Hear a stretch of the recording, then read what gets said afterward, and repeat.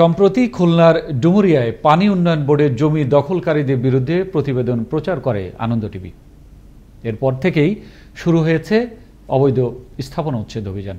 এমনকি পানি উন্নয়ন বোর্ডের জমি চূড়ান্তভাবে উচ্ছেদ করে নিজেদের আয়ত্তে নিয়েছে পাওয়ার কর্মকর্তারা।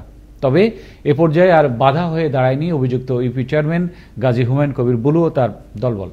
খুলনা ব্যুরো প্রধান আমজাদ আলী লিটনের প্রতিবেদনে থাকছে বিস্তারিত। খুলনা পানি উন্নয়ন বোর্ডের বেদখলে থাকা ৩০০ কোটি টাকা মূল্যের ৬.৫ একর জমি ২ দিনব্যাপী উচ্ছেদ কার্যক্রম পরিচালনা করে ডুমুরিয়া উপজেলা প্রশাসন ও পাওয়ার কর্মকর্তারা। জমির ওই অংশগুলো দীর্ঘকাল নিজের দাবি করে দখলে রেখেছিল ডুমুরিয়া ইউনিয়ন পরিষদের চেয়ারম্যান গাজী হুমায়ুন কবির বুলু ও তার দলবল।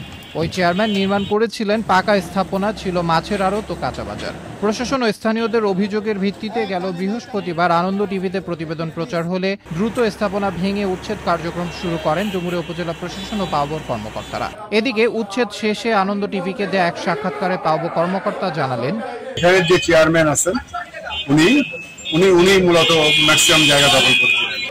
এ সকল অবৈধ স্থাপনা উচ্ছেদ করে নেওয়া হয়েছে সরকারের নিয়ন্ত্রণে, বললেন ডুমুরিয়া উপজেলা প্রশাসনের সহকারী কমিশনার ভূমি মামুনুর রহমান। এখানে মোট সম্পত্তির পরিমাণ ৬.৪৫ একর, যারা আনুমানিকভাবে হলো প্রায় ৩০০ কোটি টাকা। এখন আজকে আপনারা দেখছেন ছোটখাটো মিটিং নিয়ে এবং সুন্দর মানুষের সম্পত্তি নিয়ে আমরা আজকে অভিযান পরিচালনা করছি এবং এই সম্পূর্ণ সম্পত্তি আমরা সরকারের দখলে নিয়ে আসবো।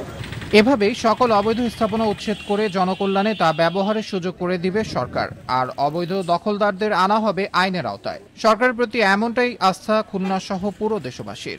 ডকুমেন্টও রয়েছে। আবরার আহমেদ মাহি, আনন্দ টিভি, ন্যাশনাল ডেস্ক।